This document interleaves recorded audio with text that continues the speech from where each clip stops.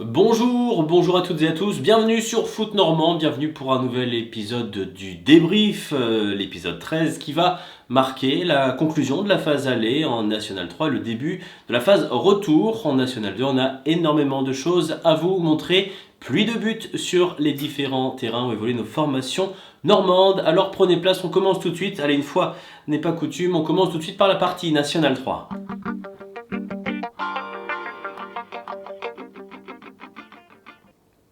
Oui, on change un petit peu nos habitudes parce que nous conclurons cette émission en grande pompe avec le derby manchois en National 2 entre l'US Avranches et l'US Granville qui n'a pas manqué de spectacle. Mais focus donc sur le National 3. On va commencer par l'équipe la plus en forme parmi nos formations normandes, le FC Dieppe qui pouvait ce week-end avec la réception de la réserve du LOSC réussir le folle exploit de signer une 7e victoire de rang. Est-ce que les joueurs de Djilali Bekar y sont parvenus?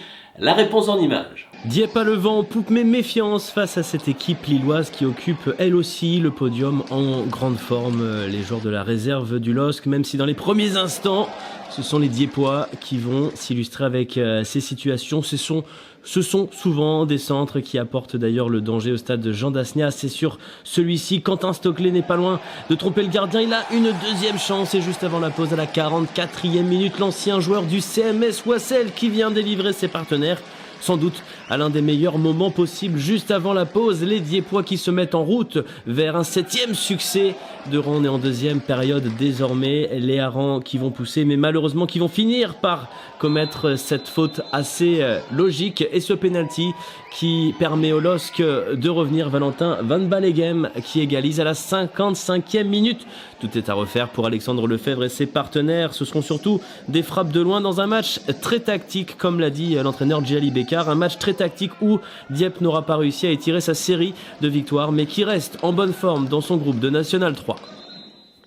Il faut se contenter d'un nul pour les harengs qui ne pourront évidemment pas gagner tous leurs matchs d'ici à la fin de saison. La dynamique reste positive. On se donne rendez-vous à la fin de la partie National 3 pour voir où en sont les joueurs de Dieppe au classement. On passe désormais au groupe D. Il y avait deux derbys 100% normands ce week-end. On va vous les proposer l'un après l'autre. On commence par le duel riche en buts entre le Grand Quevilly FC, imbattable depuis octobre, et l'AS PTT Caen. On vous le disait la semaine dernière, pour trouver trace d'un revers des tangos dans ce championnat de National 3, il faut remonter au 5 octobre dernier, un revers 3-0 face à la réserve du Stade Malherbe de Caen. Voilà donc le défi qui s'annonce pour la SPTT Caen s'ils veulent remporter les 3 points. Les postiers doivent mettre fin à une superbe série et vous allez le voir, ça va plutôt bien démarrer avec ce magnifique centre, cette superbe reprise de la tête d'Antoine Liard dès la 5e minute. Voilà les visiteurs qui se mettent en ordre de marche, 1-0 pour la SPTT Caen face à une équipe du GQFC cueillie à froid et qui ne va pas s'en remettre. Un nouveau centre cette fois venu de la droite qui profite à Evan Olivier, l'ancien joueur du FC Saint-Lô, dès la 13e minute. Offre un break d'avance aux joueurs en blanc. 2-0 donc pour les postiers qui assomment véritablement ces débuts de match et qui sont déjà bien partis pour s'imposer. Ça va continuer en leur faveur. Ça vient à nouveau de la droite. Cette fois-ci, c'est Paul Gervais qui est à la réception de ce centre et qui n'a plus qu'à conclure dans les buts vides. 22e minute déjà. 3-0 pour la SPTT Caen qui fait cavalier seul du côté de la banlieue rouennaise. Mais derrière, les postiers qui vont se relâcher et Kenny Ndondo qui va profiter de ce corner pour placer sa tête à la 68e minute.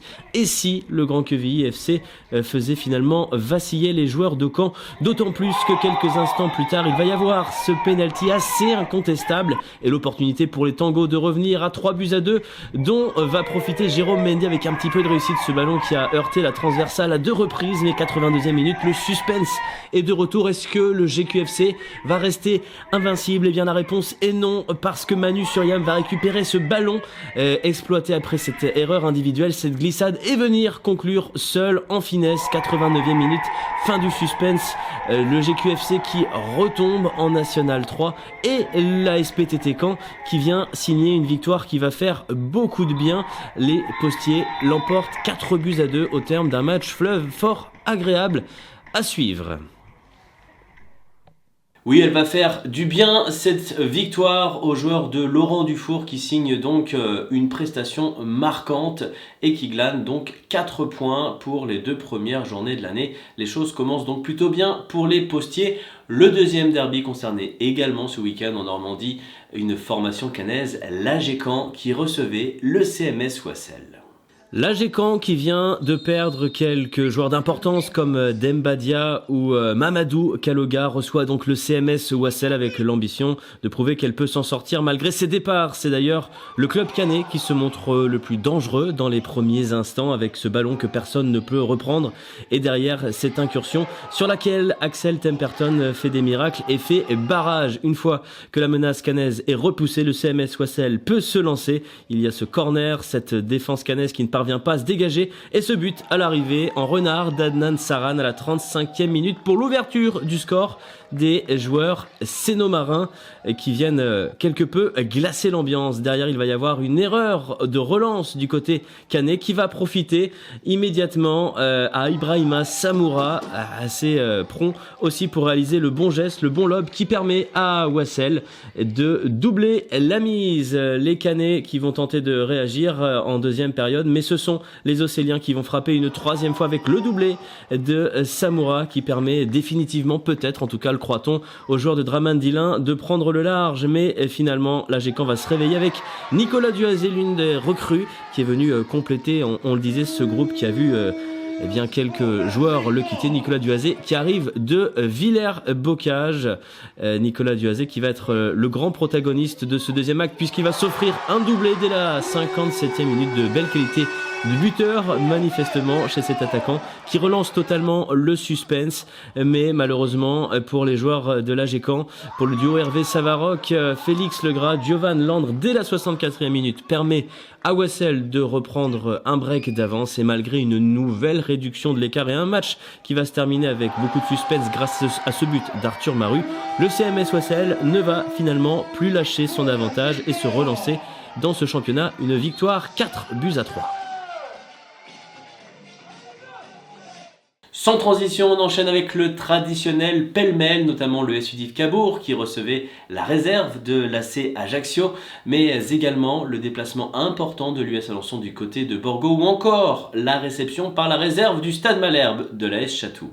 La réserve du Stade Malherbe de Caen reçoit l'AS Chatou au stade Venois sur le terrain Claude Mercier. Une fois n'est pas coutume et les choses vont très bien débuter pour les Malherbistes avec Joël Matondo à la 19e minute de jeu qui trouve la lucarne. Magnifique réalisation du pied gauche. Ryan Nomartin n'y peut strictement rien et reste sur ses appuis. Il ne peut que constater. On joue les arrêts de jeu de cette première période et c'est un penalty qui est désigné par monsieur l'arbitre. Penalty que Lucas Vauvard va repousser en corner. Le gardien du Stade Malherbe qui plonge du bon côté. Mais sur le corner qui suit, c'est un nouveau penalty qui est désigné par le corps arbitral. Lucas Vauvard qui va devoir rééditer l'exploit. Cette fois, c'est Yacine Bousnina qui s'élance et qui le transforme. Égalisation dans les arrêts de jeu après 2 pénaltys consécutifs. Au retour des vestiaires, c'est Antoine Lepelletier, nouveau buteur du Stade Malherbe. Lui qui avait déjà marqué le week-end dernier. Et c'est lui qui donne la victoire aux Malherbistes sur ce score de 2-1. Retour à la réalité du championnat pour le SU Div Cabourg qui reçoit la réserve de l'AC Ajaccio. Et on se retrouve en seconde période de jeu et plus exactement à l'heure de jeu avec l'incursion des Corses dans la surface d'Yvez et ce penalty qui est sifflé suite à cet accrochage. Penalty qui va être très bien exécuté et transformé par Owen Martinez-Julien qui vient ouvrir le score à la 62e minute de jeu. Frappé à mi-hauteur, Max Verrier qui n'y peut rien. Dans les dernières minutes de la rencontre. Mahmoud El Wakil qui a le ballon de l'égalisation, mais c'est repoussé par la défense. Mahmoud qui se bat et qui va récupérer la possession du ballon. Il pénètre dans la surface de réparation, il est accroché et c'est un nouveau penalty qui est désigné. Décidément, comme l'a dit Théo Becherel, les buts les plus importants sont de ce côté. Et c'est Brian Boutuli qui s'en charge et qui transforme ce penalty pour remettre les équipes à égalité.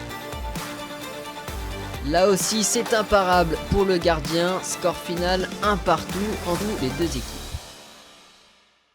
L'US Alençonnaise qui se déplaçait en Corse a concédé une défaite 2-0 sur la pelouse du FC Borgo, malgré la titularisation de ces deux nouvelles recrues, Sabri Toufiki et Alexandre Dias. Nous n'avons malheureusement pas d'image à vous montrer de cette rencontre, mais on écoute tout de suite la réaction du coach Vincent Legnaud. C'est pas forcément le meilleur qui a gagné, mais aujourd'hui l'équipe de haut classement a eu des éléments incontournables de réussite pour l'emporter. Bravo à eux. Nous, on ne peut rien dire, on ne peut rien reprocher si c'est de mettre un coup de rein supplémentaire pour le mettre au fond. On a encore une grosse équipe qui arrive samedi à Jacques-Paul. On a besoin de tout le monde. On a besoin d'encouragement, on a besoin de se sentir soutenu. Je peux dire sincèrement qu'aujourd'hui, il y a eu des vrais verts sur le terrain. Autant la semaine dernière, et à la mi-temps, ils ont entendu un petit peu mon mécontentement. Autant ce soir, moi, depuis que je suis rentré à Alençon, c'est le meilleur match qu'on ait fait aujourd'hui et on l'a perdu. Donc, déçu, encore une fois, très déçu, encore une fois, très déçu, encore une fois. Mais pas abattu, on va se battre.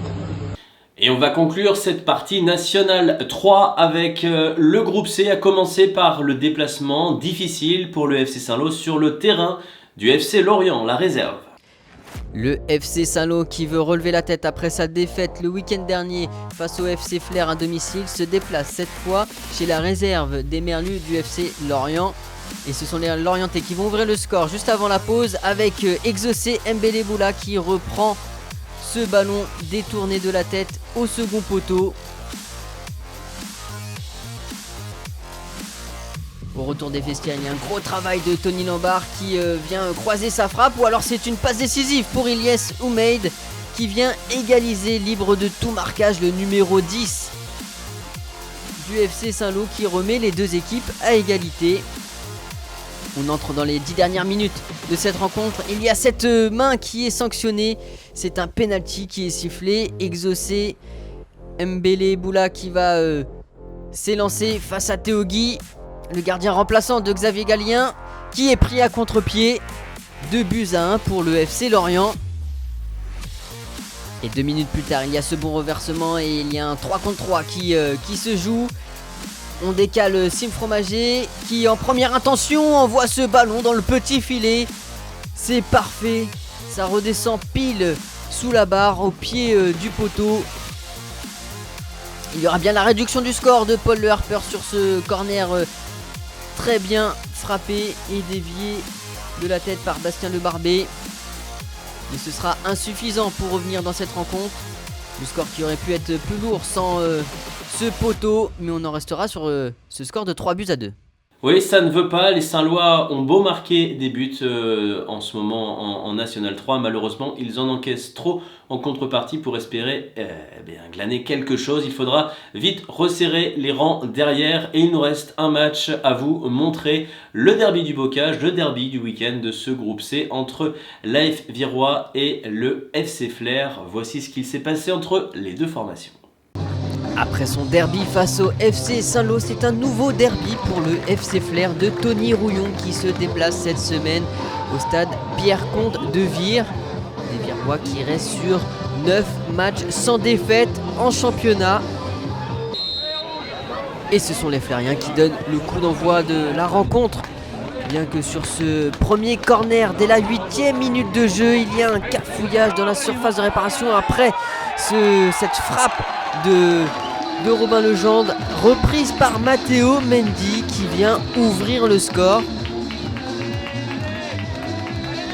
Alors est-ce que c'est Nathan Hilland ou Matteo Mendy qui marque ce but? Il semble bien que ce soit le buteur maison. On va revoir ça au ralenti avec une frappe de Robin Legendre contrée. Et à la réception, il y a deux joueurs virois, Matteo Mendy et Nathan Iland. Quelques minutes plus tard, on retrouve Matteo Mendy dans la surface de réparation qui est accroché et qui obtient un penalty. 12e minute de jeu, Robin Legendre s'élance et le transforme. 2-0. Valentin Prevost qui n'y peut rien. Le contre-pied est parfait. 2-0 et ce n'est toujours pas le quart d'heure de jeu. On revoit au ralenti ce contre-pied. Quelques minutes plus tard, les Virois qui continuent d'attaquer. On décale Robin Legendre côté droit et cette fois il faut la parade de Valentin Prevost. Les Flériens qui vont réagir avec ce ballon dans la surface de réparation. La frappe qui s'envole.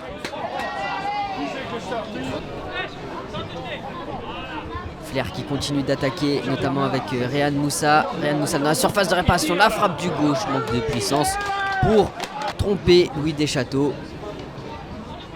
En seconde période, on retrouve les Flériens avec une frappe de l'extérieur de la surface, mais sans difficulté pour Louis Deschâteaux. Lamrabet dans la surface de réparation. La frappe qui finit dans le petit filet. Flair qui continue d'attaquer avec ce centre pour Réan Moussa. L'enchaînement est parfait, mais l'exécution l'est moins. Le ballon qui s'envole malheureusement. Reda Lamrabet au contre qui va pouvoir décaler Robin Legendre comme en première période. Et comme en première période, c'est Valentin Prevost qui gagne son duel. Nouveau contre virois avec un centre de Nathan Iland pour la tête de Matteo Mendy qui se retrouve seul et qui vient inscrire son doublé, le 3e but virois dans cette rencontre. 3-0, 70e minute de jeu. Matteo Mendy qui est seul dans la surface de réparation. Il en faut moins pour l'attaquant virois. Il y aura bien une dernière opportunité avec cette frappe qui est déviée pour les Flériens, mais on en restera sur ce score de 3-0. On écoute tout de suite la réaction de Robin Théo. Ouais, très content. En plus, c'était un derby. On avait à cœur chez nous de gagner ce derby-là. Aussi, on avait en tête la défaite au tir au but aussi en Coupe de France contre eux, même si ça fait longtemps. Mais je pense qu'on a répondu, on a mis tous les ingrédients et c'est un match bien maîtrisé de notre part et c'est notre dynamique qui se poursuit depuis maintenant 10 matchs sans défaite. Et là, c'est le deuxième match en 2025 avec 2 clean sheets, 2 matchs sans prendre de but. Donc ça, c'est important, il faut garder cette dynamique-là et on est pressé et hâte d'être à samedi prochain à Guingamp. La belle victoire viroise qui confirme sa dynamique, coup d'arrêt pour le FC Flair. Les conséquences au classement et la projection sur la prochaine journée, la première de la phase retour, c'est dans le bilan du week-end en National 3. Vire a donc frappé un grand coup en s'imposant 3-0 face aux voisins flériens. Toujours en difficulté au niveau de sa défense, le FC Saint-Lô s'incline 3-2 face au FC Lorient. À noter la nouvelle victoire importante de la réserve de Guingamp sur le terrain de Vannes qui permet à la réserve guingampaise de rester 3 points devant l'AF Virois. Milizac qui lâche des points. Est-ce qu'on se dirige vers un duel entre Guingamp et Vire? On le verra. En tout cas, le FC Flair et le FC Saint-Lô glissent en deuxième partie de tableau avec 2 petits points d'avance seulement sur la zone de relégation. La semaine prochaine, Vire ira justement défier Guingamp. On en saura un petit peu plus sur la lutte pour l'accession. Match hyper important pour les Virois. Saint-Lô recevra Plabennec. Flair sera au défi de Cesson au stade du Hazé. Dans le groupe D, les victoires importantes et fleuves de la SPTT Caen et du CMS Soissel en déplacement au Grand Quevilly et à l'AG Caen, la victoire du SM Caen face à l'AS Chatou, le nul du SUDIF Cabourg et le revers de l'US Alençon sur le terrain de Borgo, 2-0. Borgo toujours en tête de ce championnat avec un match de retard sur le deuxième, le SA Linas Montlhéry. Le CMS Soissel se replace au 4e rang. La réserve de Malherbe apparaît désormais en 7e position et donc en première partie de tableau. Ça reste toujours compliqué compliqué pour l'essentiel des clubs normands de ce groupe. Outre Chatou, à l'exception de Chatou plutôt, eh bien on a 3 Normands relégables, l'AG Caen, le Grand QVI FC et l'US Alençon. Toujours lanterne rouge, mais à 3 points seulement de la SPTT Caen et de la ligne de flottaison. La semaine prochaine, duel 100% Canet à SPTT Caen face à la réserve de Malherbe. Alençon reçoit le deuxième, l'INAS Montlhéry, le CMS Wassel défie le leader Borgo et triplé de déplacement pour le FC Div Cabourg, l'AG Caen et le Grand QVI FC Bretigny du côté de la réserve d'Ajaccio et du côté de la réserve du SC Bastia. On passe désormais au résultat du groupe E. Le FC Dieppe contraint d'abandonner sa belle série de victoires tenue en échec 1-1 par la réserve du LOSC, mais ça reste une bonne opération pour les Dieppois qui restent en tête avec 3 points d'avance sur la réserve du Stade de Reims. Le LOSC, la réserve du LOSC plutôt, complète le podium et les Dieppois qui ont pris de l'avance sur pas mal de concurrents. Vous avez le reste du classement avec les relégables, la GIA de Rancy, la réserve de Lens, l'Entente Sannoise Saint-Gratien et la réserve de Valenciennes, le FC Dieppe qui se déplacera sur le terrain de son plus proche poursuivant, le Stade de Reims, la semaine prochaine. Ce sera donc un match très important à suivre. Et on jettera un coup d'œil sur le classement des buteurs en fin d'émission. On passe donc désormais à la partie Nationale 2.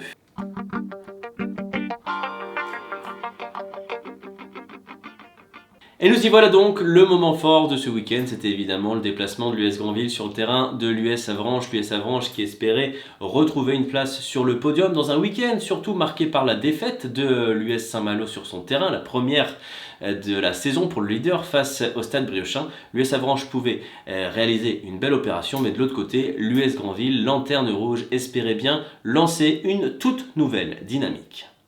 Dans le calendrier de l'US Avranches et de l'US Granville, c'est forcément un match important coché sur tous les agendas. Le derby retour entre l'US Avranches et l'US Granville, entre deux formations qui ne sont pas du tout sur les mêmes dynamiques. L'US Avranches qui peut se rapprocher du podium, l'US Granville qui cherche à s'extraire de sa dernière place. À l'aller, ce sont les Avranchinais qui s'étaient imposés, mais dès le début de match, on se rend compte que les choses vont être potentiellement différentes avec ce but de l'ancien de la maison, Vincent Créin, geste de buteur, le plat du pied gagnant face à Alexandre Marfin, et déjà 1-0 pour l'US Granville qui commence pied au plancher et qui va continuer à insister face à un adversaire assez apathique, et Mickaël Latour qui va avoir de la réussite, le poteau sur sa première tentative qui lui revient dans les pieds, le but du break. D'ores et déjà, quel début de match de la lanterne rouge qui peut compter sur des renforts d'importance. On a cité Vincent Créin, Félix Ley titulaire au stade René Fenouillère est aussi revenu ces dernières semaines, et on commence déjà à sentir les effets du changement dans le groupe de Mathias Jouan. Mais attention à la déconcentration sur ce coup franc de JCP. Il y a déjà cette tentative d'Aurélien Tertereau qui s'envole au-dessus des cages de Paul Relais. Nouvelle tentative sur coup de pied arrêté, Zourab Sopromadze qui frappe et qui vient trouver la tête de Jean-Pierre Thier juste avant la pause. Granville qui craque et qui peut craindre désormais un retour en force lors du deuxième acte des locaux. En tout cas, l'US Avranches qui relance le suspense juste avant la mi-temps. Mais retour des vestiaires, ce sont les Granvillais qui vont s'illustrer défensivement et qui vont résister. Il y a cette tentative déjà repoussée par Paul Relais. Les Granvillais qui font front, les Granvillais qui tiennent leur avantage et qui n'ont surtout pas envie de dilapider leur belle avance sur le terrain de René Fenouillère. L'US Avranches qui va insister, ce sera cette fois-ci Aymeric Dudouis qui va se retrouver avec une possibilité de placer sa tête. C'est hors cadre. L'US Granville qui tient, qui domine aussi dans le jeu et qui va finalement, à force d'insister, se procurer une belle occasion de prendre un petit peu plus les devants avec ce ballon qui va revenir sur Vincent Créin. Nouveau geste du buteur, la frappe en première intention qui est gagnante, 3-1 pour les Granvillais qui reprennent les devants à la 70e minute. Et ce n'est pas terminé puisque les Granvillais auront été globalement supérieurs à leur adversaire dans ce derby de la baie. On va avoir le droit au clou du spectacle, une magnifique réalisation signée Yves Djedje. Vous voyez cette frappe enroulée du pied droit qui vient se loger dans le petit filet opposé. 4-1, la démonstration de force granvillaise, le renouveau, la renaissance des Manchois est peut-être enclenchée. En tout cas, c'est ce qu'on va espérer du côté du président Benjamin Bahut et de ses acolytes. La belle victoire granvillaise, donc 4-1 qui assomme l'US Avranches et qui va peut-être permettre aux Corsaires de se relancer complètement. On avait cœur à revanche, surtout après la défaite de Bordeaux. On avait des bonnes choses, c'est ce qu'on s'est dit, qu'il faut aller garder le positif de Bordeaux. On l'a cherché cette victoire, voilà, pour que ça redonne du moral aux troupes. Et puis tant mieux que ça soit ce soir. Maintenant, j'espère que c'est qu'un début et j'espère qu'on va pouvoir faire une série. C'est ce qu'il faut, c'est ce qu'il faut pour sortir de la zone rouge. Bravo à vous pour la victoire, super, je suis très très content de ce que vous avez donné. Maintenant j'ai entendu Paul, c'est que le début qui est compliqué. Voilà, le sérieux. Non mais les gars, mais c'est ça les gars, si vous voulez, c'est la vérité. Là, ça doit enclencher quelque chose, ça doit vous donner beaucoup de confiance sur la suite. Donc vous avez mérité votre lundi, donc on se voit pas.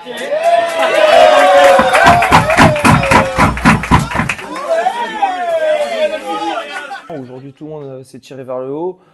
On a bien respecté les consignes que le coach avait données avant le match. On s'est tous mobilisés et on était comme dit Thomas, les chiens de la casse sur le terrain. Voilà, on avait vraiment envie de prendre 3 points ce soir. On parlait même pas de 1 point. Voilà, c'était 3 points ce soir. Derby ou pas derby, voilà, on avait vraiment besoin de gagner pour pouvoir lancer la machine Grandvillaise. Ce soir, ils ont été plus forts que nous dans la combativité, dans l'envie, dans l'engagement.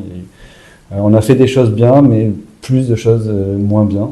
Donc, j'aime pas trop me cacher derrière certaines choses.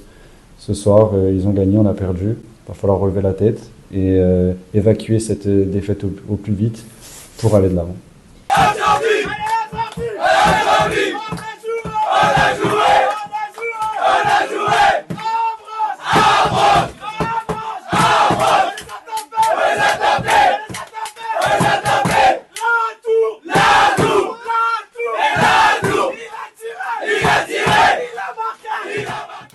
Le coup d'éclat de l'US Grandville, le coup d'arrêt pour l'US Avranches, les Corsaires qui espèrent désormais pouvoir surfer sur la vague. En tout cas, la performance est notable, elle va certainement compter dans la course au maintien. Je vous propose tout de suite d'observer le bilan dans les groupes B et C du week-end de compétition en National 2.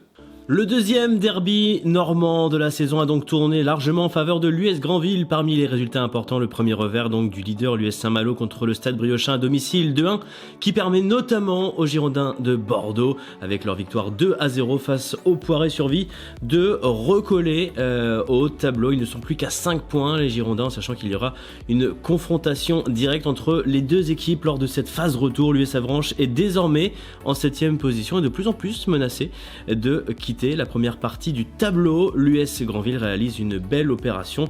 Revoilà les Corsaires à 2 petits points de la ligne de flottaison, incarnée par l'OFC Saumur qui s'inclinait ce week-end. La semaine prochaine, Avranches sera en rattrapage du côté de la surprise de cette saison. Locminé, l'US Grandville accueillera Blois pour tout simplement enchaîner et confirmer ce renouveau sur les bords de la Manche. Dans l'autre groupe, ça se complique encore et toujours pour l'AS Villers, battu 2-1 par l'US Chantilly. Le score impressionnant du week-end, sa victoire 4-0 de Bischheim sur le leader Bobigny qui s'était pourtant imposé dernièrement face à Fleury avec un match d'avance sur Fleury. Bobigny compte 4 points d'avance, ils ont encore un petit joker, mais ça s'annonce serré pour l'accession en national. Pour l'AS Villers, Ouascal et Aubervilliers, il y a quand même un trou entre la ligne de flottaison et la zone de relégation. Ce sera évidemment compliqué pour l'AS VH qui la semaine prochaine recevra Bischheim, équipe en forme donc qui vient de s'imposer 4-0